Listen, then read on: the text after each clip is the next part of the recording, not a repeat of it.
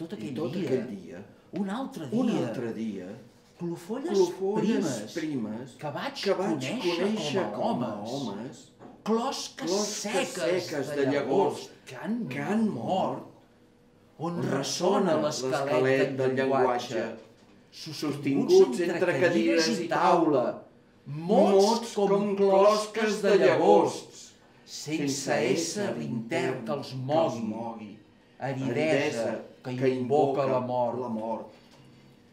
Un altre jorn, entre parets d'un micènic fals, esfinx quiques, falses columnes de Memfis, i sota el jaç, un còrtex, una rigidesa o quietud, closca de la casa més vella, fusta groc castany, i enguixat sense color, conversa eixuta de professors, ara apagant la música mal acompassada, casa expulsada per aquesta casa. Espatlles quadrades, regulars, i la pell de setí, pòmuls desdibuixats de la ballarina, encara la mateixa conversa àrida, morta, gasejada. Transcorreguts 10 anys, enrigidida dintre un vidre, petrificació de l'aire. Es referma l'antic saló de la classe cursi. No! Mai els joves! Només la clofolla de la conversa. Oh, voi que siete, pitxoleta barca!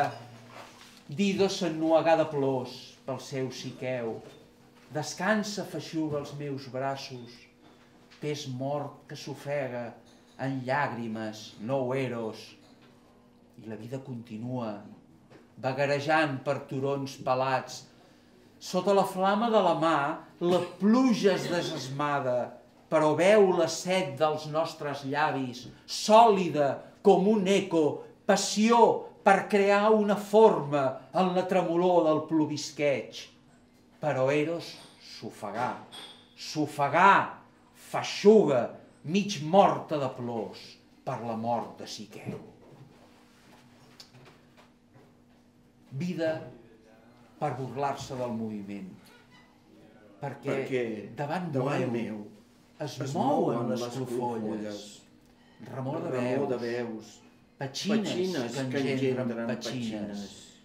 L'home viu, sortit de terres i presons, venteja les flors seques, comprova antigues voluntats i amics i les grans closques dels llagosts, s'acoten davant la taula cursi, es duen les fulleres a la boca, enforquillen costelles i fan sons com els sons de veus. Lorenzacchio està més viu que ells, més ple de flames i veus, ma se morisse, credesse que tutto da sé, ma se morisse. I l'altra indiferència avança, petxina més viva, espessa per l'aire del fat, fantasma eixut per intacte.